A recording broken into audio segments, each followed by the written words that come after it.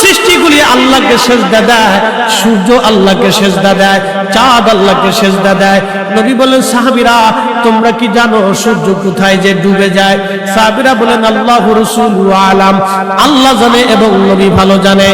আল্লাহ নবী বললেন, সাহাবীরা সূর্য যেতে যেতে আরশে মুআল্লার নিচে যায় আল্লাহকে সিজদা দিয়া সুবহানা রাব্বিল আলা বলে সূর্য পড়তে থাকে, আর সুবহানা রাব্বিল আলা বলে সূর্য তাসবিহ পড়তে থাকে, আর বলে, হে রব আপনি যদি অনুমতি দেন পৃথিবীবাসীর জন্য আবার আলো নিয়ে ফিরে যাব, আর অনুমতি যদি না দেন আমি আপনার কুদরতি কদমে সিজদায় পড়ে পড়ে কাঁদতে থাকবো। আল্লাহ নবী বললেন, সূর্য থেকে আমার রব অনুমতি দেওয়ার কারণে সকালবেলা তোমরা সূর্যের আলো পাও। কিয়ামতের পূর্ব সময় অনুমতি দেবে না, দেবে না, দেবে না, দেবে না। 6 মাস পার হয়ে যাবে, পৃথিবী অন্ধকারে নিমজ্জিত হয়ে যাবে, কান্নার রোল পড়ে যাবে, অন্ধকারে ছেয়ে যাবে সারা দুনিয়া। মানুষ বলবে সূর্যের কি হলো, সে কি হারিয়ে গেছে? সূর্য কোথাও খুঁজে পাওয়া যাবে না, আলো পাওয়া যাবে না, অন্ধকারে সারা পৃথিবীতে কান্না বেড়ে যাবে। এবার রব বলবে, সূর্য উঠো। সূর্য পূর্ব দিক থেকে উঠার সময় পাবে না, পশ্চিম দিক থেকে উঠা শুরু হয়ে যাবে সূর্য। আল্লাহ নবী বললেন, তওবার দরজা বন্ধ হয়ে যাবে, আর ওই সময় দক্ষিণ দিক থেকে একটা বাতাস আসবে। সমস্ত ঈমানদার সেই দিন মারা যাবে, কোনো ঈমানদার আর থাকবে না। আল্লাহকে আল্লাহ বলে ডাক দেওয়ার মতো কেউ থাকবে না। আল্লাহ ইসরাফিলকে বলবেন, ইসরাফিল সিংহায় ফুঁক দাও। আল্লাহর এই ফেরেশতা সিংহা হাতে নিয়ে মুখের কাছে নিয়ে আল্লাহর আরশে মুআল্লার দিকে তাকায় থাকে, একটা সেকেন্ডের জন্য এদিক আর ওদিক করে না। কখন রব হুকুম দিবে সিংহায় ফুৎকার দেওয়ার জন্য, যখন সিংহায় ফুৎকার দিবে, কুরআন বলতেছে, ইদাস সামাউ ফাতারাত, আকাশ ভেঙ্গে ভেঙ্গে ভেঙ্গে ভেঙ্গে পড়তে থাকবে। ওয়া ইদাল কাওয়াকিবু তাসারাত, সমগ্র নক্ষত্রগুলি ভেঙ্গে ভেঙ্গে ভেঙ্গে ভেঙ্গে পড়তে থাকবে। ওয়া ইদাল বিহারু ফুজ্জিরাত, সমুদ্রের তলদেশ উদ্দোলিত হয়ে যাবে, সমগ্র পানিগুলি পৃথিবীর উপরে আছাড় মারবে, আর ধুয়ে পাইলে সব পৃথিবীবাসীকে নিয়ে যাওয়া হবে। ওয়া ইদাল কুবুরু বুসিরাত, কবরের ভিতরে যাহা আছে সব আমার মালিক আমার রব বের করে দিবে। কবর থেকে মানুষ বের হইয়া সেই দিন হাসরের ময়দানের দিকে দৌড়াইতে থাকবে, সবাই উলঙ্গ থাকবে, কিন্তু আমার নবীকে আল্লাহ 70,000 ফেরেশতা বেষ্টন করাইয়া জান্নাতের পোশাক পরাইয়া মহা সম্মানে ফেরেশতারা মিছিল দিয়ে দিয়া আমার নবীকে হাসরের ময়দানে মাকামে মাহমুদে বসাবে। একবার জোরে বলা যাবে কি আল্লাহু আকবার? খুশি না বেজার? অল্প না বেশি? সৃষ্টি সব লেনটা, কিন্তু আমার নবী জান্নাতের পোশাক পরা। সবাই সেই দিন একা একা আমার নবী 70,000 ফেরেশতা বেষ্টিত মিছিল দিতে দিতে মাকামে মাহমুদে নিয়ে যাওয়া হবে। সবাই চিন্তিত, নবী হাস্যোজ্জ্বলিত। আল্লাহ বলেন, আসা আইয়া বাসাকা রাব্বুকা মাকামান মাহমুদা, আপনাকে মাকামে মাহমুদ ওয়ালা করেছি। সৃষ্টির ভিতরে সবার মাথার উপরে যার কদম, তিনি আমার আপনার নবী। আল্লাহর পরেই যার মর্যাদা, তিনি আপনার আমার নবী। আল্লাহর হাবিব, তিনি আপনার আমার নবী। মাকামে মাহমুদ ওয়ালা আমার আপনার নবী। আল্লাহ হাসরের ময়দানের মালিক ইয়াউমিদ্দিন, আর আমার নবী হচ্ছে শাফিউল মুজনিবিন। আল্লাহ হচ্ছে রব্বুল আলামিন, আমাদের নবী রাহমাতুল লিল আলামিন। আল্লাহ বিচার করনে বলা, আর আপনার নবী সুপারিশ করনে বলা। আল্লাহ পাক সেই দিন শাস্তি দেনে বলা, আর আমাদের নবী তাকে তরানে বলা। একসাথে বলা যাবে না মারহাবা? আমরা সেই নবীর উম্মত, মসজিদে জুতা চুরি করি। কি কথা বলেন? মসজিদে জুতা চুরি করি। বাজান মুসলমান, খুব মনোযোগ দেন। হযরত ইউনূস আলাইহিস সালামের কথা বলছিলাম। মাছের পেটের ভিতরে ইউনূস, চিন্তা করলেন মরে গেলাম না বেঁচে আছি। লাড়াছাড়া দিয়ে দেখলেন না বেঁচে আছি। দাঁড়ায় গেলেন খোদার পয়গম্বর, দাঁড়ায় যাইয়া সেজদার মধ্যে পড়ে গেলেন। মাছের পেটের মধ্যে সেজদার মধ্যে পড়ে বলতেছে, লা ইলাহা ইল্লা আনতা সুবহানাকা বিপদের দোয়া, কঠিন মুসিবতের মধ্যে যদি পড়ে যান তাহলে খতম ইউনুস এই দোয়াটা খতম দিতে থাকবেন। আল্লাহ যখন ইউনুস আলাইহিস সালাম এই জিকির শুরু করলেন, ইউনুসের এই জিকির আর ওই মাছের পেটের মধ্যে রইল না, এই জিকিরটা চলে গেল আরশে মুআল্লাতে। সুবহানাল্লাহ বলা যাবে? আরশে মুআল্লার পাশে এই জিকিরগুলি চারপাশ দিয়ে ঘুরতেছে। আরশে মুআল্লা ধরে রাখছেন চারজন ফেরেশতা কাঁধে করে। এই চারজন ফেরেশতা আল্লাহকে ডাকতে বলে, রব আপনার বান্দা ইউনুস তিনি জীবনে ভালো অবস্থায় থাকার সময় আপনার জিকির করেছে, আজকে সে মাছের পেটের ভিতরে পড়ে গভীর সমুদ্রের মধ্যে আপনার জিকির করতেছে। আল্লাহ ইউনুসের জিকিরের আওয়াজ আরশে মুআল্লার চারপাশ দিয়ে ঘুরতেছে। আল্লাহ আপনি আপনার ইউনুসকে মাফ করে দেন। আল্লাহ নবী বলেন, উম্মত রে, ওই সময় যদি ইউনুস সিজদার মধ্যে পড়ে এই দোয়া না পড়তেন তাহলে কিয়ামত পর্যন্ত আল্লাহ ইউনুসকে মাছের পেটের মধ্যে ওইভাবে রেখে দিতেন। হযরত ইউনুস ওই সময় জিকির করতেছিলেন, এমন সময় ইউনুস আলাইহিস সালাম ডাক দিলেন, হে রব সমুদ্রের ভিতর থেকে আপনার জিকিরের আওয়াজ আসে, সমুদ্রের ভিতরে আপনার জিকির করে কে? আল্লাহ ডাক দিয়ে বলেন, ইউনুস তুমি সমুদ্রের ভিতরে জিকিরের আওয়াজ শোনো।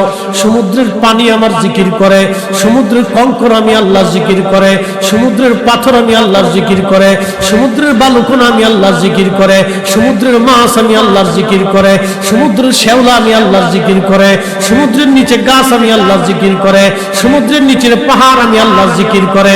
ওই জিকিরের আওয়াজ ইউনুস রে তোমার কানে লাগতেছে।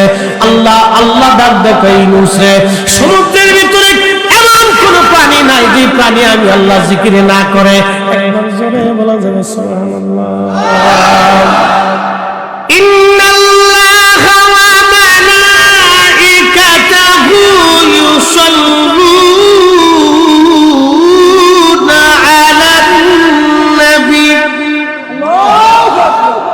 আমি বলি নাই, কোরআন বলে নিশ্চয় আমি আল্লাহ এবং আমার ফেরেশতারা আমার রাসূলের উপরে দুরূদ আমরা পাঠাচ্ছি এবং আগামীতেও পাঠাইতে থাকবো।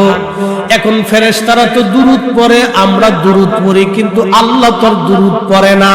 তো আল্লাহ কি করে জানেননি? একটা সেকেন্ডের জন্য আল্লাহ তার ভালোবাসা থেকে আমার নবীকে জুদা করে না। সব সময়ের জন্য আল্লাহর পক্ষ থেকে নবীর উপর আল্লাহ সাকিনা ভালোবাসা, আল্লাহর সন্তুষ্টি, রাজামন্দি, খুশি আল্লাহ নাজিল করতে থাকে, করতে থাকে, করতে থাকে, করতে থাকে, আগামীতেও করবে। এই জন্য আমরা জিকির করি আল্লাহ, আল্লাহর স্মরণ আমরা করি, আর আমার আল্লাহ তার নবীর স্মরণ করতে থাকে। একটা সেকেন্ডের জন্য আল্লাহর স্মরণ থেকে নবীকে জুদা করা হয় না। একবার চিৎকার করে বলা যাবে কি মারহাবা। তাহলে আপনারা বলেন দুরূদ চলবে কি চলবে না? হাত উঁচু করে বলেন চলবে কি চলবে না? দুরূদ আমরা কারো ফতোয়ায় বন্ধ করব না। হাত উঁচু করে বলেন ঠিক কি না? আল্লাহ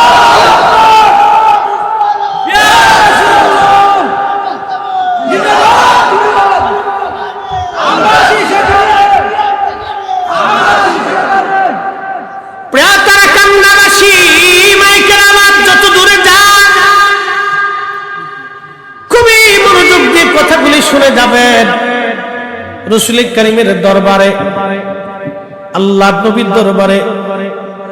আপনি যদি বিরাট বড় শিক্ষা নিয়ে যায়, বলেন হুজুর আমি অনেক বড় মুফতি ছিলাম, এইগুলি দিয়ে আপনি আমার গোলাম হিসেবে, উম্মত হিসেবে পরিচয় দেন, তা হবে না।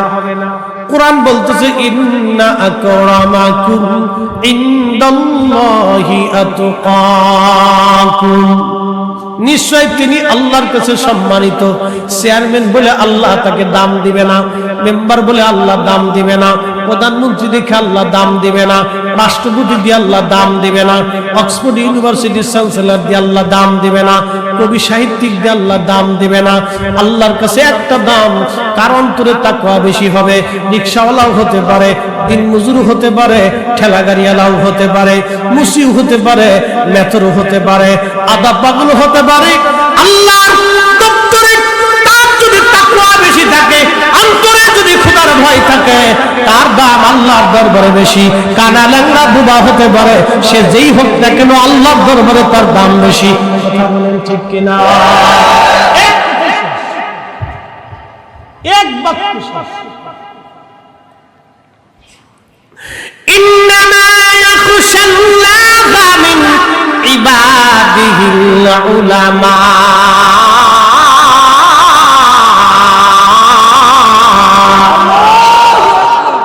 কষ্ট হচ্ছে আপনাদের?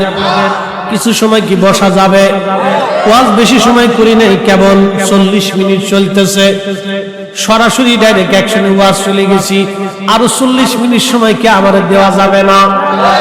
সারা রাত দিবেন। যদি দেন তাহলে বসতে হবে, যদি লড়াচড়া করেন তাহলে আমি ওয়াজ করবো না। কারণ বুঝে দেওয়া লাগবে আমি কাউকে কষ্ট দেওয়ার জন্য আসি নাই। আল্লাহ বলেন উদউ ইলা সাবিলি রাব্বিকা বিল হিকমাতি ওয়াল মাউইজাতিল হাসানা। তোমরা ওয়াজ করো হিকমত আর সুন্দর শব্দমালা দিয়া। ফেরাউনের কাছে মুসা নবীর আল্লাহ পাঠানোর সময় বলেন, মুসা রে, ফেরাউনের সাথে ঝগড়া করবা না, সুন্দর ভাষা দিয়ে তাকে কালেমার দাওয়াত দিবা। মানলে মানবে, না মানলে না মানবে। আমাদেরও কথা তাই, সুন্দর ভাষা দিয়ে দাওয়াত দিব। যার মানার দরকার মানবে, না মানলে না মানবে। তখন কার কলিজার ভিতরে রাসূলুল্লাহ মুহাম্মদ আসবে আমাদের জানা নাই। একটা ঘটনা আজকে না বললেই নাই।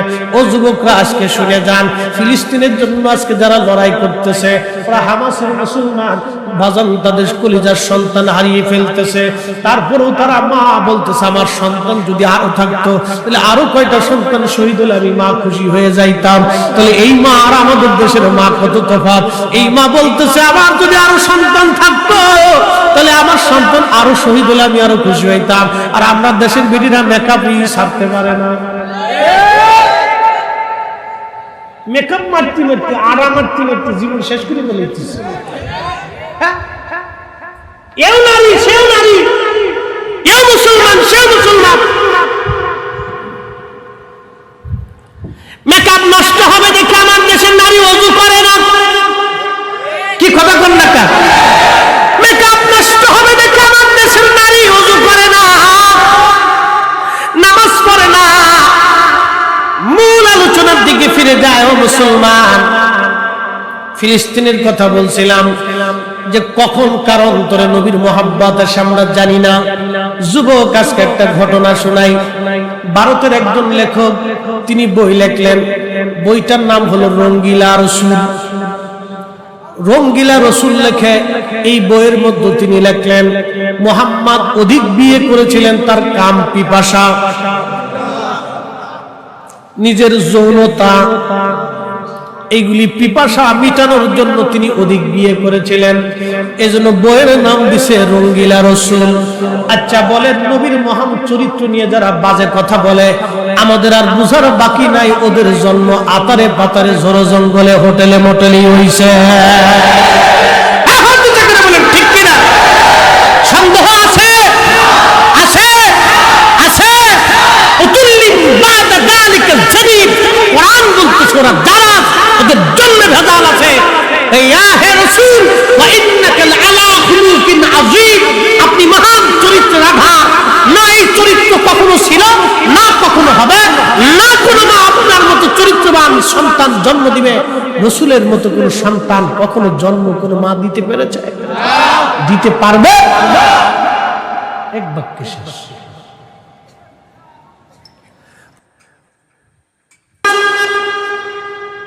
রঙ্গিলা রসুল খান পরে হাজার হাজার আলেম, হাজার হাজার মুসলমান ব্রিটিশ আমল চলে, তেমন কোনো প্রতিক্রিয়া নাই। কিন্তু পাকিস্তানের লাহোরে একটা যুবক, তার মুখে দাড়ি ছিল না, তার নাম ছিল ইলমুদ্দিন। একসাথে বলবেন কি মারহাবা? ইলমুদ্দিন নামে একটা যুবক, মুখে দাড়ি নাই, কাঠমিস্ত্রি ছিল, তাও সহযোগী। আচ্ছা বলেন তো, 20 বছর আগে কাঠমিস্ত্রির কত বেতন ছিল? 30 বছর আগে কত ছিল? তারপরও সহযোগী কাঠমিস্ত্রি সামান্য বেতনে কাজ করত, কোনোদিন খেত, কোনোদিন অর্ধেক বেলা খেত। আজকে আপনাদের সামনে উপস্থাপন করি, আজ থেকে 30 বছর আগে এই দেশের অনেক মানুষের 3 বেলা পেট ভরে খাবার পাইতো না। এক বেলা মুড়ি সিঁড়ি দিয়ে খাইতো, আর এক বেলা মা বাসনে প্লেটে ভাত ভাগ করে দিত। অর্থাৎ যতগুলি ভাত ছিল সন্তান মিলে মিলে ভাগ করে দিয়ে বলতো, যা আছে এটাই খাইতে হবে রে বাপ, এর বেশি দেওয়ার মতো আজকে আর সুযোগ নাই। কোনোদিন চিনে মুড়ি দিয়েও চলে গেছে, মা ওইভাবে আমরার বন্টন করে দিছে। আজকে মানুষ আছে 18 কোটি, কিন্তু ভিক্ষে যে করে তার বাড়িতেও 2-4-10 কেজি চাইল থাকে। কি কথা কন ঠিক কিনা? ঢাকা শহরে এক বেডির ভাড়া নাই। জিজ্ঞেস করা হলো কত পরিমাণে কামায়, কয় মাসে লাখখানিক হয়। তার মানে বোঝা গেল আজকে ভিক্ষুকেরও ঘরে খাবারের অভাব নাই। কি কথা কন না কে? কিন্তু 20 বছর আগে পেট ভরে এদেশের মানুষ 3 বেলা খাইতে পারে নাই, এইরকম 80% ফ্যামিলি ছিল। মিথ্যা কথা বলছি? চেয়ারম্যান সাহেব এখানে উপস্থিত আছে, এখানে মুরব্বী আছেন, হুজুর কেবলা এখানে উপস্থিত আছেন, আলহামদুলিল্লাহ।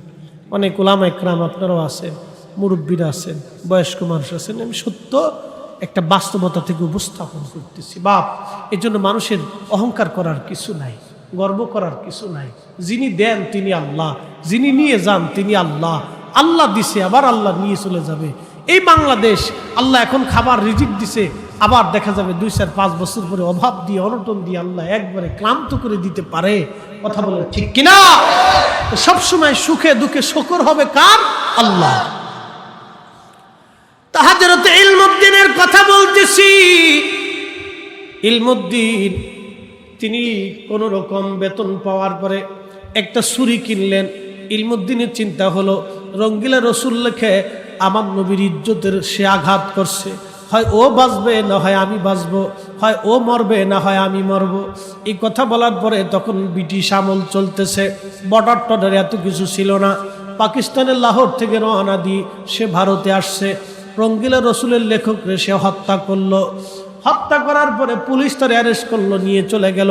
বিচার আদালত বসছে। ব্রিটিশদের বিচার তো অত্যন্ত কঠিন বিচার, তারা ঘুষ টুস খায় না। আমরা বাঙালি না হয় ঘুষ মুস খেয়ে ডাইন বাম করে এটা সেটা করি। বাজান রে, দুনিয়ার মধ্যে যারা অন্যায় বিচার করে কিয়ামতের ময়দানে তারা বিরাট বড় ক্ষতিগ্রস্ত হবে। দুনিয়ার মধ্যে যারা ন্যায় বিচার করে কিয়ামতের মাঠে আল্লাহ তারা আরশে মুআল্লার নিচে জায়গা করে দিবে। একবার জোরে বলা যাবে কি মারহাবা?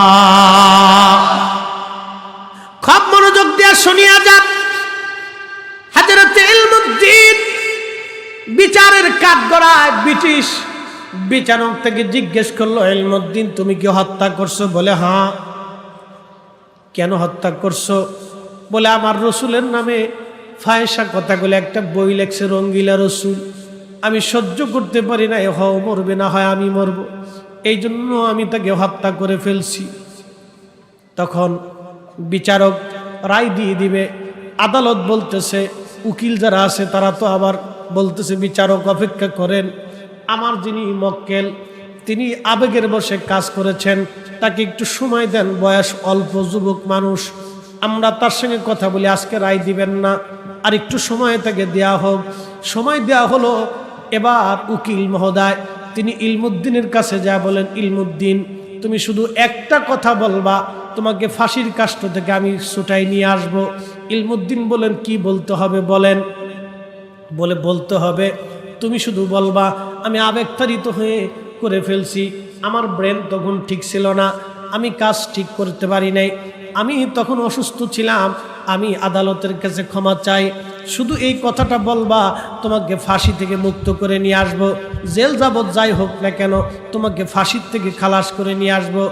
ইলমুদ্দিন হুঙ্কার ছেড়ে উকিলকে বলতেছে, উকিল আমার মামলার উকিলতে আপনার করতে হবে না, শোনেন আমি বুঝে সুঝেই তাকে হত্যা করেছি, আমি যার প্রেমের মালা গলায় দিছি তার জন্য ফাঁসির মালা গলায় দিতে পারি। আল্লাহু আকবার! কার হাত উঁচু করে বলেন আল্লাহু আকবার। রাসূলুল্লাহর মহব্বত কার কলিজার ভিতরে আসবে আমরা জানি না, ঠিক কি না? নবীর মহব্বত আসার জন্য অনেক পণ্ডিতওয়ালা হওয়া লাগে না, বিরাট বড় মুফতি হওয়া লাগে না, বিরাট বক্তা হওয়া লাগে না, বিরাট বড় অধ্যক্ষ উপাধ্যক্ষ চ্যান্সেলর প্রিন্সিপাল হওয়া লাগে না, বিরাট বড় শিক্ষিত চেয়ারম্যান মেম্বার এমপি মন্ত্রী মিনিস্টার ওসিডি সিএসপি এগুলি হওয়া লাগে না। নবীর মহব্বত করার জন্য বাজানরে অস্ত্র শস্ত্র স্বাবলম্বী হওয়া লাগে না, এগুলি শিখা লাগে না। আল্লাহ নবীর মহব্বত কার কলিজায় কখন আসবে তারা কান্দার মুসলমান আমরা কেউ বলতে পারবো না। ইলমুদ্দিন ডাক ডাকা উকিল, যার জন্য আজকে প্রেমের মালা গলায় দিলাম, আজকে আমি তার জন্য ফাঁসির মালা গলায় দিতে পারি, আমি মিথ্যা বলবো না, আমি শাহাদাত বরণ করার জন্য প্রস্তুত হয়ে আছি। আমি ওই নবীর জন্য, আমি ইলমুদ্দিন জীবন দেওয়ার জন্য আমি প্রস্তুত হয়ে আছি। একবার চিৎকার মেরে বলা যাবে কি? যুবক, আপনাকে বলতেছি, সেই দিন ইলমুদ্দিনের জন্য ফাঁসির রায় দিয়ে দেওয়া হলো। ফাঁসির রায় যখন দেওয়া হয় তখন ইলমুদ্দিন মুস্কি মুস্কি আসে। যখন তারে ফাঁসির কাস্টে নিয়ে যাওয়া হলো, বিচারক ডাক দে বলো, ইলমুদ্দিন তোমার কি কোনো চাওয়া পাওয়া আছে? বলে নাই। ইলমুদ্দিন তুমি কেন মুস্কি মুস্কি হাসো? ও যুবক, আজকে তুমি কি মুসলমান হইছ? সিগারেট তুমি ছাড়তে পারো না। ও যুবক, আজকে তুমি কেমন নবীর উম্মত হইলা? তুমি কেমন করে রসুলের উম্মত হইলা? নবীর সুন্নতে রঙে রঙিন হতে পারলা না। ও যুবক, তুমি কেমন মুসলমান হইলা? এখনো রসুলের আদর্শের পথে আসতে পারো নাই। যুবক, ইলমুদ্দিনের দিকে তাকাও, কোনো লেখাপড়া চার ছিল না, কোনো রকম মক্তবে লেখাপড়া করছে। আহা, ইলমুদ্দিন কোনো মাদ্রাসায় তেমন লেখাপড়া নাই, স্কুল কলেজে কোনো লেখাপড়া নাই। আজকে একটা নিরক্ষর আশিকে রাসূল ইলমুদ্দিন কি বলে শোনো। ইলমুদ্দিন কলিজার ভিতরে কখনকার মহাব্বত আসবে আমি জানি না। সেই দিন আমাকে এক ভদ্রলোক ফোন দিল, বলতেছে, হুজুর আমি একটা ছাত্র সংগঠনের সাথে জড়িত ছিলাম, অর্ধেক নাস্তিক আর অর্ধেক মুসলমান ছিলাম। হুজুর, আলেমদেরকে দেখলাম আমার শরীর জ্বলতো। এমনও এহেন কোনো খারাপ কাজ নাই আমি জীবনে না করছি, এমন কোনো পাপের কাজ নাই যে আমি জীবনে না করছি। ফরিদি হুজুর, আমার একটা ওয়াজ আমার জীবন পরিবর্তন করেছে। আপনি হযরতে বেলালকে নিয়ে যে ওয়াজটা করেছিলেন, এই ওয়াজটা শোনার পরে আমি তওবা করে ফেলেছি। আজকে হুজুর আমার চেহারা দেখলে কেউ চিনবে না, আমি দাঁড়িয়ে রাখছি, আমি সব ছেড়ে দিয়ে আজকে নামাজে পাবন্দি হয়ে গেছি। দোয়া করে দিবেন বাকি জীবন যাতে ইসলামের পথে আমি চলতে পারি। একবার জোরে বলা যাবে কি মারহাবা? সেই কথা শোনার পরে পশম খুলে আমার দাঁড়ায় গেল। হায় হায়, এমন যুবক কার কখন কখন কোন সময় কার মহাব্বত অন্তরে আসবে জানি না। ইলমুদ্দিনকে বিচারক বলতেছে, ইলমুদ্দিন তুমি কেন হাসতেছো? তোমার কি ভয় করে না? ইলমুদ্দিন জবাব দিল, বিচারক শোনো, আমি যার জন্য প্রেমের মালা গলায় দিছি তার প্রেমে আজ ফাঁসির দড়ি গলায় দেওয়ার জন্য ফাঁসির মঞ্চে উঠেছি। ইলমুদ্দিন ডাক ডাকায় বিচারককে, তুমি ভাবতেছো আমি মারা যাইতেছি, কিন্তু শোনো বিচারক, কিছুক্ষণ পরেই আমি আমার ওই নবী রাহমাতুল লিল আলামিনের সাথে জান্নাতে একসাথে আমি মিলিত হয়ে যাব। আমার চাইতে খুশি কে বেশি হতে পারে বিচারক? গত রাত্রিবেলা ওই নবী আমার সঙ্গে স্বপ্নে কথা বলে গেছে। আমি জানি কিছুক্ষণ পরে আমি শহীদ হয়ে যাব, আর এটাও জানি রাহমাতুল লিল আলামিনের সাথে জান্নাতে একসঙ্গে আমি মিলিত হয়ে যাব। চিৎকার করে বলেন না আল্লাহু আকবার। আল্লাহ নবী বললেন, মান রাআনি ফিল মানামি ফাকাদ রাআল হক, যে আমাকে স্বপ্ন দেখলো সে বাস্তবে আমি নবী দেখলো।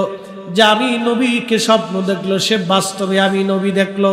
আমি নবী তার সাথে স্বপ্নে দেখা করলাম, কথা বললাম।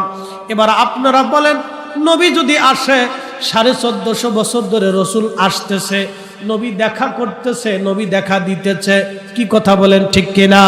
তার মানে বোঝা গেল নবীর জায়গা নবী আছে, আমাদের চোখের জায়গা চোখ নাই। সূর্যের জায়গা সূর্য আছে, কিন্তু অন্ধের চোখ দেখে না বিদায় সূর্যের দোষ হবে না, এটা অন্ধের চোখের দোষ। আমাদের কালবের দরজা বন্ধ, চোখের দরজা বন্ধ, এই জন্য নবী আছে আমরা দেখতে পাই না। ও তারা কান্দার মুসলমান, নবীর জায়গা নবী আছে, উম্মতের চোখের জায়গা চোখ নাই। কথা বলেন ঠিক কিনা? বাস্তবতা থেকে একটা সুন্দর ঘটনার মাধ্যমে আমি চমৎকার করে আপনাদের সামনে একটা ঘটনা উপস্থাপন করি। পৃথিবীর মধ্যে একজন বিরাট বড় ইমাম ছিলেন, তার নাম মুহাম্মদ ইবনে সুলাইমান জাজুলি রহমাতুল্লাহ আলাইহি। উনি ছিলেন বর্তমান মরক্কো, আপনারা জানেন কয়েকদিন আগে ফুটবল খেলায় ভালো খেলা করেছিল এই মরক্কো, একটা মুসলিম দেশ, 99% সুন্নি মুসলমান। তারা এই মরক্কোকে কে দিনের দাওয়াত দিল জানেননি? এটা আফ্রিকার একটা অঞ্চল, আরবি ভাষাভাষী। এই মরক্কো অঞ্চলে দাওয়াত দিয়েছিলেন আল্লাহর ওলিরা। তার ভিতরে অন্যতম ছিলেন মোহাম্মদ ইবনে সুলাইমান জাসুলি। ওনার এন্তেকালের 70 বছর পরে ওনার কবর থেকে মাটি সরানো হলো ওনাকে স্থানান্তর করার জন্য। 70 বছর পরে কবর থেকে যখন মাটি সরানো হলো, দেখা গেল মোহাম্মদ ইবনে সুলাইমান জাসুলি 70 বছর আগে যেইভাবে কবরে রাখা হয়েছিল 70 বছর পরে ওইভাবেই কবরের মধ্যে আছে। কাফনের কাপড় পচে যায় নাই, চোখের ভুরু নষ্ট হয় নাই, তার ত্বকটা নষ্ট হয় নাই, ঠোঁট তার শুকায় যায় নাই, একটা পশম তার পরে যায় নাই। একবার জোরে বলা যাবে কি আল্লাহু আকবার। তেলের গাড়ি তেলে চলে, হাওয়ার গাড়ি হাওয়ায় উড়ে, বিনা তেলে চালায় গাড়ি নবী সুলাইমান। আমরা সেই মুসলমান, আমরা সেই মুসলমান। কথা কোন ঠিক কিনা? কোরআন বলতেছে ওয়ালা তাকুলু লিমান ইউকতালু ফি সাবিলিল্লাহি আমওয়াত। খুব মনোযোগ দেন। কোরআন কার কালাম? কালামের ভিতরে ভুল টুল আছে। আকাশ ভেঙে যাবে, কোরআন মিথ্যা হবে না। জমিন পুড়ে যাবে, কোরআন পরিবর্তন হবে না। সাগর শুকায় যাবে, কোরআনের কোনো পরিবর্তন, সংযোজন, বিয়োজন আর কোনোদিন হবে না। কথা বলেন ঠিক কিনা? হ্যাঁ মুসলমান, কোরআন বলতেছে আল্লাহর পথে যারা জীবন দেয় তোমরা তাদেরকে মরা মনে করিও না। বাল আহইয়াউ ওয়ালাকিন লা তাশউরুন, বরং তারা জিন্দা জিন্দা জিন্দা। একবার জোরে বলা যাবে কি মারহাবা। আল্লাহর পথে যারা জীবন দেয় তারা কি? জোরে বলে হযরত জাফর, অ্যাটেনশন, হযরত জাফর রাদিয়াল্লাহু আনহু নবীজির চাচাতো ভাই। নবীজির চাচাতো ভাই ছিলেন হযরত জাফর। হযরত আলী রাদিয়াল্লাহু আনহুর আপন ভাই মুতার প্রান্তরে শহীদ হলেন। কাফেররা তার 2টা হাত কেটে ফেললো। কেটে ফেলে দেওয়ার পরে নবীজি বললেন, সাহাবীরা, আমার জাফরের হাতের বদলেতে আল্লাহ 2টা পাখা সৃষ্টি করে দিছে। ওই পাখা দিয়ে আমার জাফর তামাম সৃষ্টি উড়ে বেড়ায়। আল্লামা ইমাম সুয়ুতি রাহমাতুল্লাহি আলাইহি খাসাইসুল কুবরার মধ্যে লেখেন, আল্লাহর নবী একদিন রাস্তা দিয়ে সাহাবা ইকরাম নিয়ে যাচ্ছে মদিনার পথ দিয়ে। এমন সময় নবীজি বলেন, ওয়ালাইকুম আসসালাম। সাহাবীরা বলেন, হুজুর আপনাকে সালাম দিল কে? আর আপনি জবাব দিলেন কেমনে? কার জবাব দিলেন? কে আপনাকে সালাম দিল? আল্লাহর নবী বলেন, সাহাবীরা রে, আমার জাফর এই সামনে দিয়ে উড়ে যাওয়ার সময় আমাকে সালাম দিয়ে গেছে। তোমরা দেখো নাই, কিন্তু আমি নবী দেখছি। এই জন্য আমি আমার জাফরের সালামের জবাব দিয়ে দিলাম। একবার চিৎকার মেরে বলেন আল্লাহু আকবার। আল্লাহর পথে যারা জীবন দেয় তারা জিন্দা। তারা কি? জোরে বলেন, জোরে বলেন, তারা কি? জোরে বলেন, তারা কি? কে বলেছে? বাল আহইয়া, বাল আহইয়া, বরং তারা জিন্দা। ওয়ালাকিন লা তাশউরুন, তোমরা অনুধাবন করো না, তোমরা বুঝো না। আল্লাহ বলে তোমরা অনুধাবন করো না, তোমরা বুঝো না। এই জন্য আল্লাহর পথে যারা জীবন দেয়, আল্লাহ বলা হয়ে যারা কবরে যায়, রাসূলুল্লাহর গোলাম হয়ে যারা কবরে যায়, তাদের কবরে মাটি দেহ পচায় না, পোকা খায় না, মাটি স্পর্শ করে না, তাদের দেহ যেরকম ওইরকমই থাকে। সুলাইমান জাসুলি 70 বছর পরে কবর যেমনে ওইরকমই ছিল, তার দেহ পচে নাই। কারণ কি জানেন? একটা আমলের কারণে। বলবো একসাথে বলেন তো আল্লাহু আকবার। উনি ওনার কিতাব দালাইলুল খায়রাতের মুকদ্দমার ভিতরে উনি ওনার জীবনের একটা ঘটনা লিখছেন। হযরত সুলাইমান জাসুলি বলেন, আপনারাও আজকে শুনে যাবেন, মনোযোগ দিয়ে শুনে যান রে মা বোনেরাও শুনে যান। আমরা মানুষ তৈরি করা লাগবে, মানুষ। আমি নবী না চিনিলাম, কি যে ভুল করিলাম, ঠিক কিনা? আমি নবী না মানিলাম, কি যে ভুল করিলাম, ভস্মে ঢালিলাম ঘি। মানুষ হইয়া ভবেতে আসিয়া মানুষের করিলাম কি। মানুষ হইয়া ভবেতে আসিয়া মানুষের করিলাম কি। মানুষ হইয়া ভবেতে আসিয়া মানুষের করিলাম কি।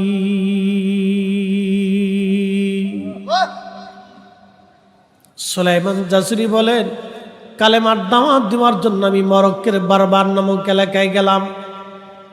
মরুভূমির রাস্তা, প্রচুর রাস্তা পথ চলতেছি মরুভূমির ভিতর দিয়ে। এমন সময় লক্ষ্য করলাম আমার মশকের পানি শেষ। শরী মশালা হলো, অজু চলে গেলে আবার অজু করা লাগবে, কিন্তু শর্ত হলো যদি পানি না থাকে তায়াম্মুম করা লাগবে। আল্লাহর ওলি বলতেছেন, পানি খুঁজতেছি সারা এলাকা, কিন্তু পানি খুঁজে আমি পাই না। এমন সময় দেখলাম বহুদূর একটা বাগান দেখা যায়। চিন্তা করলাম বাগান যেহেতু আছে তাহলে অবশ্যই পানির কোনো ব্যবস্থা আছে, কারণ যেখানে গাছ আছে পানি ছাড়া তো গাছ বাঁচতে পারে না। আর যেহেতু বাগান আছে, জঙ্গল আছে, অবশ্যই পশু পাখি আছে। হযরত সুলাইমান জাজুলি বলেন, আমি মরুভূমি থেকে বাগানের দিকে মোড় দিলাম। বাগানে আসলাম, বিরাট বড় জঙ্গল। এসে দেখি ওই জঙ্গলের ভিতরে একটা গাছের নিচে কুঁড়ে ঘর। কুঁড়ে ঘরের দরজার পাশে দাঁড়ায় ডাক দিলাম, কেউ আসো? আমি সুলাইমান জাজুলি অজু করব, পানি দেওয়া কি যাবে? কিন্তু ভিতর থেকে কোনো আওয়াজ আসলো না। আমি দৌড়ে একটু দূরে যায় দেখলাম একটা কুয়া আছে। কুয়ার ভিতরে পানি আছে, কিন্তু পানি উঠানোর মতো কোনো যন্ত্র নাই, পানি উঠানোর মতো কোনো দরিয়ার মশক নাই। সুলাইমান জাসুলি বলতেছেন, আমি একবার কুয়ার পাশ থেকে দৌড়াইয়া ওই ঘরের পাশে আসি, আবার কুয়ার পাশে যাই, আবার জঙ্গলে যাই, দেখি পানি উঠানোর মতো কোনো ব্যবস্থা আছে কিনা। বাজান রে, সুলাইমান জাসুলি রাহমাতুল্লাহ আলাইহি বললেন, কিছুক্ষণ পরে দেখি ওই কুঁড়ে ঘর থেকে একটা মেয়ে, ছোট্ট একটা মেয়ে বের হয়ে কুয়ার পাশে দাঁড়ায়া দাঁড়ায়া আমার দিকে তাকায়া তাকায়া মুস্কি মুস্কি হাসে। নারী সমাজ কথাগুলি আর শুনে যান, তারা কান্দার মা বোনেরা, ময়মনসিংহের মা বোনেরা শুনে যান। আজকে আমরা কেন রাসূলুল্লাহর দুরূদের প্রতি, হালাল হারামের প্রতি আমরা তাকিদ দেই, মানুষ হওয়ার জন্য আমরা কেন বলি, আজকে শুনে যান। সুলাইমান জাসুলি বলতেছে, আমি মেয়েটাকে ডাক দেয়া বললাম, ও মেয়ে, তুমি কি জন্য হাসো? তুমি কি দড়ি বালতি সামলে রাখছো? তুমি কি মশক সামলায় রাখছো? দড়ি মশক কি করে পানি উঠাবো? মেয়েটা ডাক দেয়া বলল, হুজুর আপনার নাম কি? বলে, আমার নাম মুহাম্মদ ইবনে সুলাইমান জাজুলি। বলে, হুজুর আপনি অনেক বড় মুহাদ্দিস, আপনি অনেক বড় আলেম, আপনার অনেক ছাত্র আছে এই জমিনে। হুজুর আজকে একটা প্রশ্ন করব, জবাব দিবেন, বলো মা কি বলতে চাও? হুজুর আপনি দড়ি বা মশক তালাশ করেন, পানি উঠাবেন। বলে, হ্যাঁ মা, আমি অজু করব, নামাজ পড়ব, নামাজ রক্ত চলে যায়। ছোট্ট মেয়েটা ডাক দে বলতেছে, হুজুর দড়ি আর মশক ছাড়া কি কুয়ার ভিতর থেকে পানি উঠানো যায় না? একসাথে জোরে বলা যাবে কি আল্লাহু আকবার?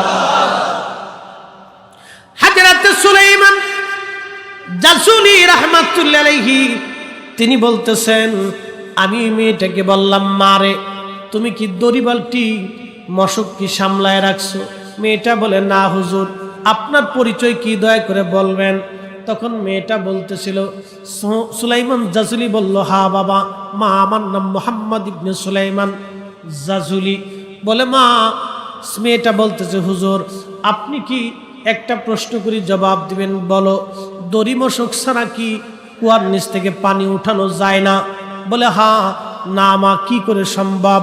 তখন ওই মেয়েটা বলতেছিল হুজুর অপেক্ষা করেন, আমি কুয়ার নিচ থেকে দরিয়ার মশক ছাড়া পানি উঠাইয়া আপনাকে দেখাচ্ছি। একবার জোরে বলা যাবে কি আল্লাহু আকবার? একজন মানুষের জীবনের পরিবর্তনের একটা ঘটনা শোনাচ্ছে, একবারে বাস্তব বিশুদ্ধ।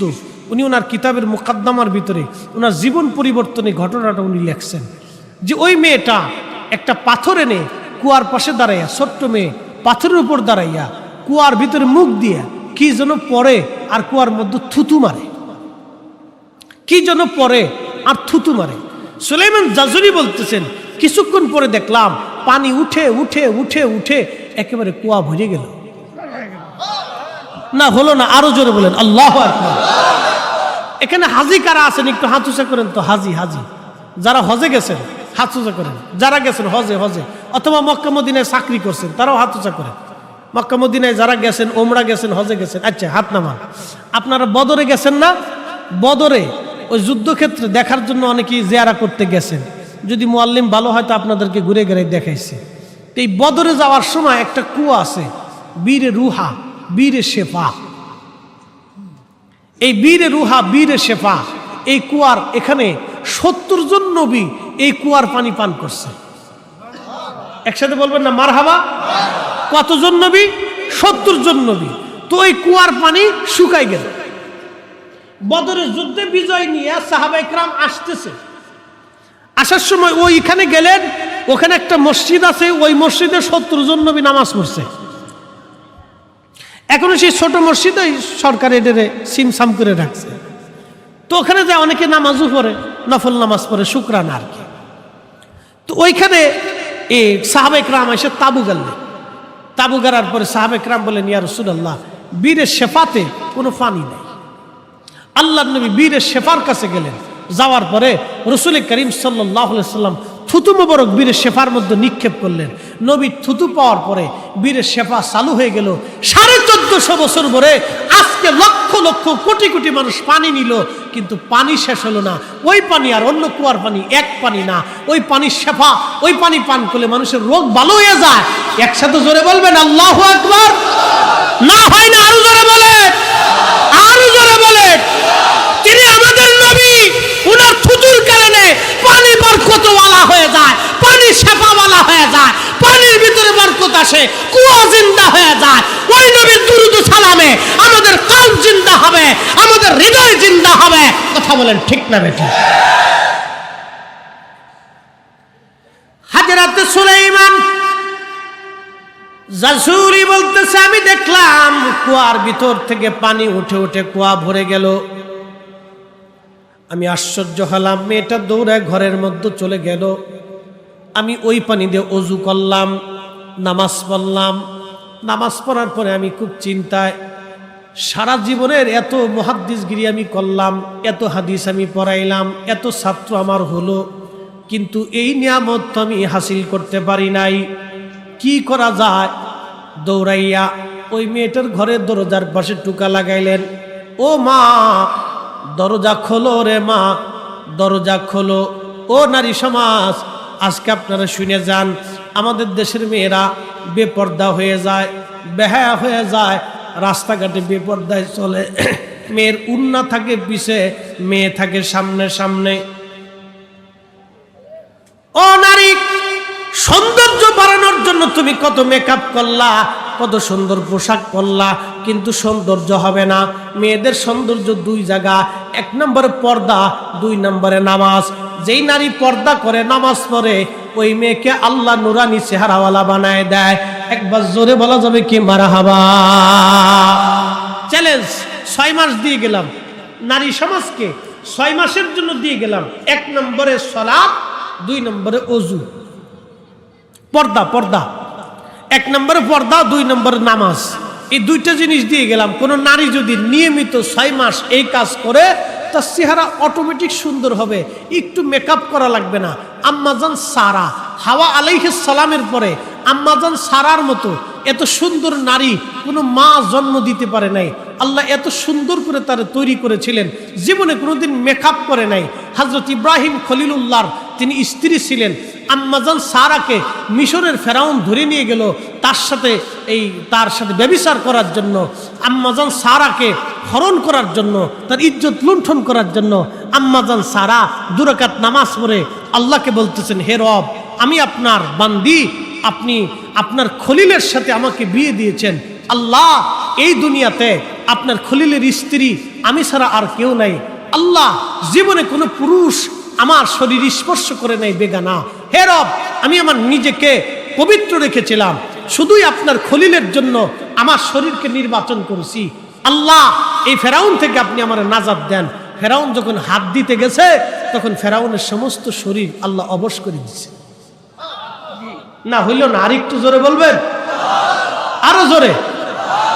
ইব্রাহিম আলাইহিস সালাম ছিলেন বাইরে, আর খোদার খলিলের স্ত্রী ছিলেন অন্দর মহলে।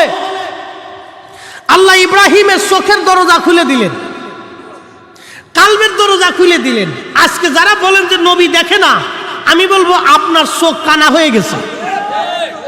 আপনি দুনিয়াতে ঈমান কানা, আপনি আসলে আকীদাও বুঝেন না, ঈমানও বুঝেন না, আপনি নবীও মানেন না, নবী চিনেনও না। ইব্রাহিম আলাইহিস সালাম তিনি বাইরে, আর আম্মাজান সারা তিনি ছিলেন অন্দর মহলের একবারে রাজ সিংহাসনের একবারে খাস মহলে। ফেরাউন ধরতে গেছে, আল্লাহ অবশ করে দিচ্ছে। ফেরাউন কান দেয়ার কয়, আগের মিশরের বাচ্চাদেরকে ফেরাউন বলা হতো। মুসা আলাইহিস সালাম যে ফেরাউনকে সুবাই করছে ওই ফেরাউন না, আরো একটা ফেরাউন। এই ফেরাউন ছিল লুচ্চে, সুন্দরী নারী দেখলে তাদেরকে উত্ত্যক্ত করত। তো ফেরাউন ডাক দেয়, সারা রে, তুমি আল্লাহর কাছে বলো আমারও যাতে মাফ করে দেয়, আমি তোমারে মুক্ত করে দিব। তো হযরত আম্মাজান সারা বলতেছে, আল্লাহ, ফেরাউন যদি এই অবস্থায় মরে যায় তো মানুষ বলবে আমি তাকে মেরে ফেলছি। আল্লাহ, তুমি তারে আবার সুস্থ করে দাও। সে মাফ সাফ চাইতেছে। মুমিনরা সবসময় দিল নরম থাকে, কথা কোন ঠিক কিনা? আজকের ফিলিস্তিন ইসরায়েল যুদ্ধ কেন হয় জানেন? এই যে আমরা যেমন দয়া করে রোহিঙ্গাদেরকে জায়গা দিছি, এরকম ফিলিস্তিনিরা আজ থেকে 70 বছর 75 বছর আগে এই ইসরায়েল ইহুদিদেরকে জায়গা দিছিল। আপনি ঠিক বললেও ঠিক, না ঠিক বললেও ঠিক, এটাই ঠিক। কি কথা কন না কে? ওরা ছিল রোহিঙ্গা।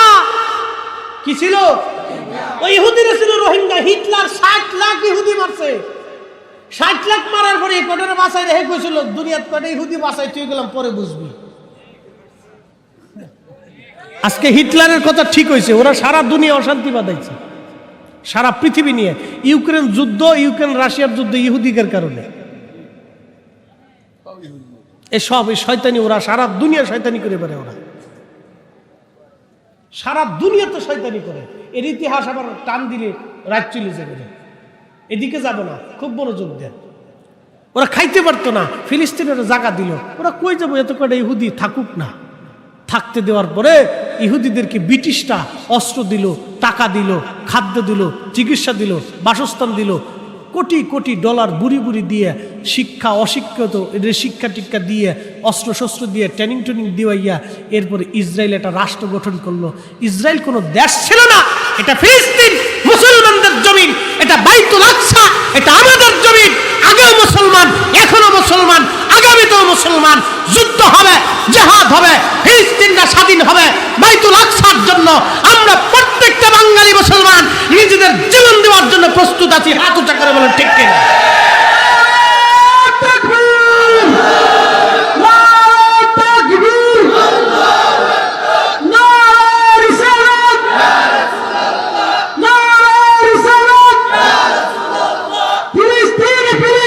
জিন্দাবাদ, জিন্দাবাদ,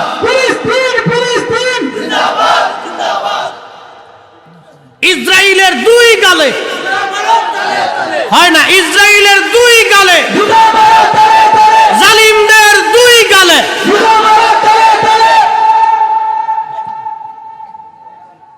প্রিয় মুসলমান, এই ইহুদিরা ছিল রোহিঙ্গাদের মতো পথভ্রষ্ট। ফিলিস্তিনিরা তাদেরকে জায়গা দেওয়ার পরে আজ করুণ অবস্থা। প্রায় 10 লক্ষ ফিলিস্তিনিদের বাড়ি ঘর ওরা দখল করে নিছে।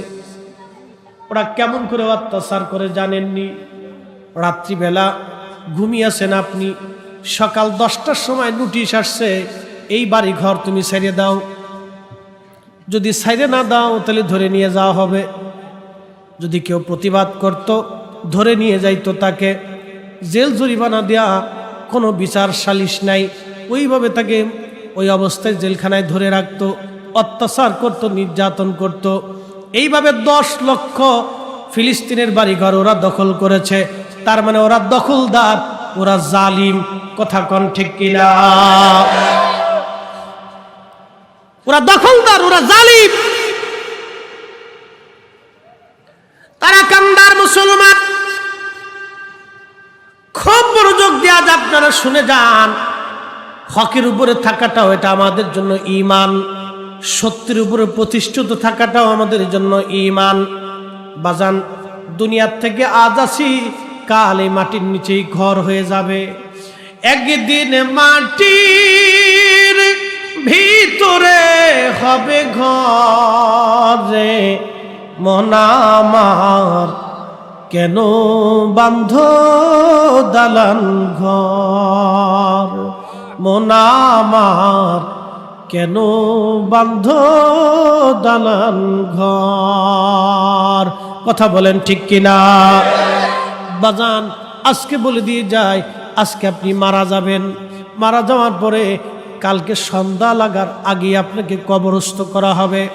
ও বন্ধু, ওই কবরে আপনার সঙ্গে কেউ যাবে না, বন্ধু বান্ধব যাবে না, আত্মীয় স্বজন যাবে না, সন্তান যাবে না, স্ত্রী যাবে না, পুত্র যাবে না, সবাই বিদায় জানায় চলে আসবে। বন্ধুরে, 6 মাস পরে তো আপনার সন্তান আপনার কথা ভুলে যাবে, আপনার স্ত্রী হয়তো ভুলে যাবে। যদি মা জীবিত থাকে তাহলে সারাটা জীবন মা কান্নাকাটি করবে। কি কথা বলেন ঠিক কিনা? মা ভুলে না রে বন্ধু, মা ভুলে না। সন্তান কানা হলেও মা ভুলে না, সন্তান ল্যাংড়া হলেও মা ভুলে না, সন্তান বুবা হলেও মা ভুলে না। কিন্তু ওই কবরে আপনাকে দেখতে আসবে কে? সবাই যখন আপনাকে ভুলে যাবে, একজন আপনাকে ভুলবে না, তিনি রাহমাতুল লিল আলামিন, তিনি নবী। নবী নবী গোলামি করলে ওই নবীর গোলামি করে যাওয়া লাগবে, দল করলে ওই নবীর দল করে যাওয়া লাগবে, জীবন দিলে ইলমুদ্দিনের মতো নবীর জন্য জীবন দিয়ে যাওয়া লাগবে। কথা কোন ঠিক কিনা? বলছিলাম হযরতে ইব্রাহিম আলাইহিস সালাম বাইরে নামাজ পড়তেছে, আল্লাহ দিল খুলে দিলেন, চোখ খুলে দিলেন।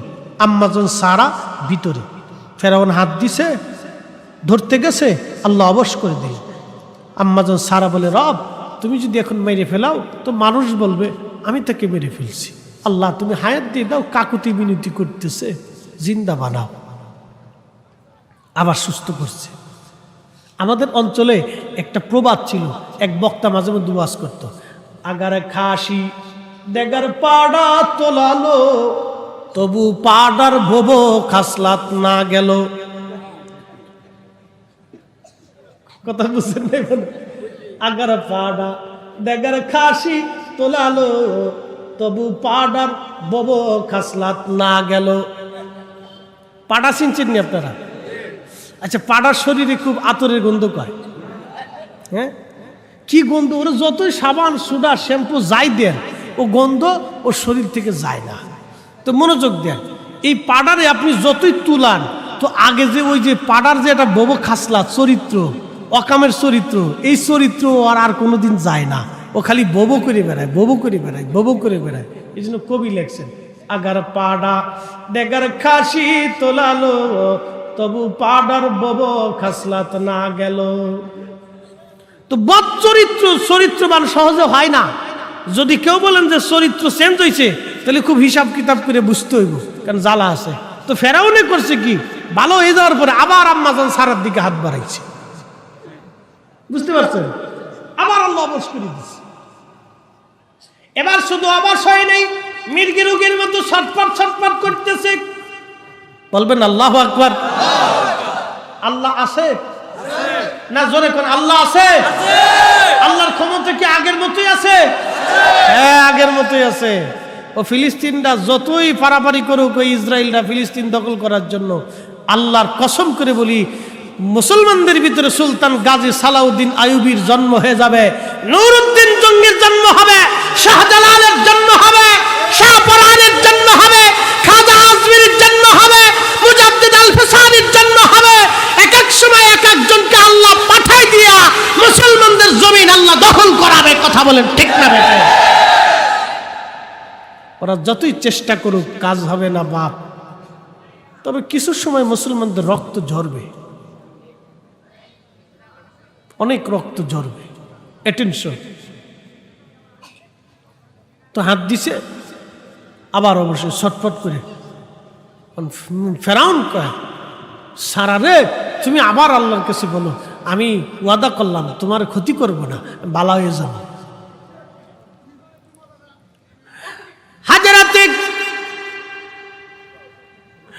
হাজরাতে সারা ডাক দিয়ে বলেন, রাব, এইভাবে যদি লোকটা মারা যায় তাহলে লোকেরা বলবে আমি মেরে ফেলছি। রব্বুল আলামিন তুমি তারে মাইরো না, আল্লাহ তুমি তারে মাইরো না, তুমি তারে আবার সুস্থ করে দাও। আবার সুস্থ করে দিছে, আবার হাত দিয়ে ধরতে গেছে, ওই চরিত্র সহজে তার ভালো হয় না। আবার আল্লাহ পাক অবশ করে দিলেন। এবার ফেরাউন ডাক কয়, সারা রে, ও সারা, তুমি যদি আমারে মাফ করে দাও, আল্লাহর কাছে বলো, আল্লাহ যদি সুস্থ করে দেয়, তাহলে আমার একটা মেয়ে আছে হাজরা, আমি আমার হাজরাকে তোমার দাসী বানায় দেব। একসাথে বলবেন না মারহাবা? আম্মা জান সারা রাদিয়াল্লাহু আনহা তিনি দোয়া করলেন, আল্লাহ তুমি সুস্থ বানায় দাও। ফেরাউন এবার ভালো হইয়া তার মেয়ে দাস হাজরাকে তার দাসী বানায় দিল। আল্লাহর খলিল বিল্ডিং প্রাসাদের বাহিরে নামাজরত। আম্মা জান সারা রাদিয়াল্লাহু আলাইহিস সালাম তিনি আসছে। আল্লাহর খলিল তখনও নামাজ পড়তেছিলেন। আম্মা জান সারা আল্লাহর খলিলকে সালাম দিলেন, নামাজরত অবস্থায় ইশারা করলেন। তখন আম্মা জান সারা তার বর্ণনা করতেছিলেন, কিন্তু আম্মা জান সারা তো জানে না আল্লাহর খলিল ইব্রাহিম ওই অবস্থায় বিল্ডিং এর বাহিরে থাইকা সব কিছু তিনি দেখে ফেলাইছে। আল্লাহর খলিল ইব্রাহিম যদি বাহির থেকে সব দেখতে পারে অন্দরমহলে, তাহলে আপনারা বলেন রওজা মোবারক থেকে আমাদের নবী আজকের মাহফিল দেখার ক্ষমতা আছে না? না আছে? জোরে বলেন আছে?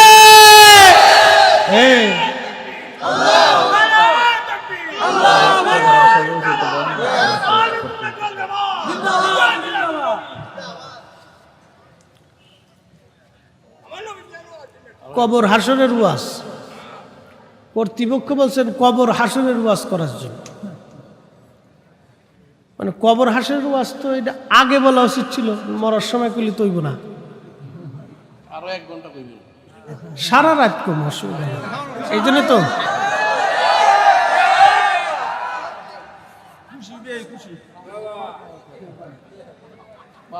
সারা রাত্র কইলেও তো থাকবেন আপনারা, নাকি চলে যাবেন? একসাথে বলি তো আল্লাহু আকবার।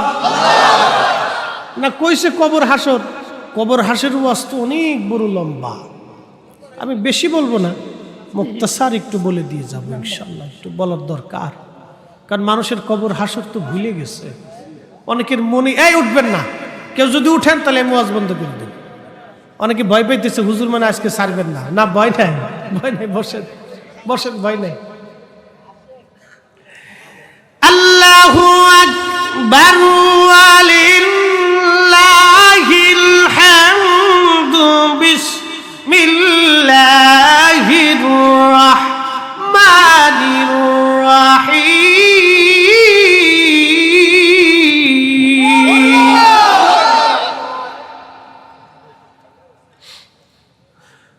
কুল ইন্নাল মাউতাল্লাযী تفرون منه فإنه ملاقيكم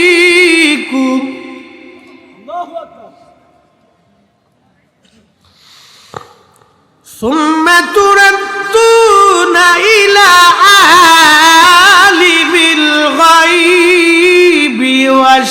শাহাদাত।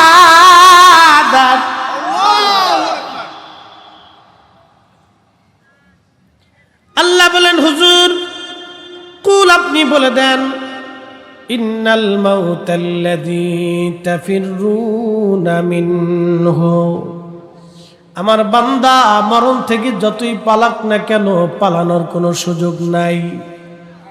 আসমান জগৎ আর জমিন জগৎ যেখানেই পালাক না কেন আমার বান্দা পালানোর মতো কোনো রাস্তা নাই, পালাইতে পারবে না। সুম্মা তুরাদ্দুনা ইলা আলিমিল গায়বি ওয়াশ শাহাদাত। শুধু পালাইবে না তা না, আমার বান্দার আমলগুলি আমি রব্বুল আলামিন তারে দেখাই দিব। ফায়ুনাব্বিউকুম বিমা কুনতুম তা'মালুন।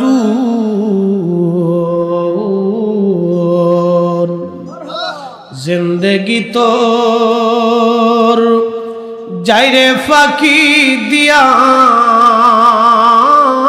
রে সোনার আদম, জিন্দেগি তোর যায় ফাঁকি দিয়া। ও আদমরি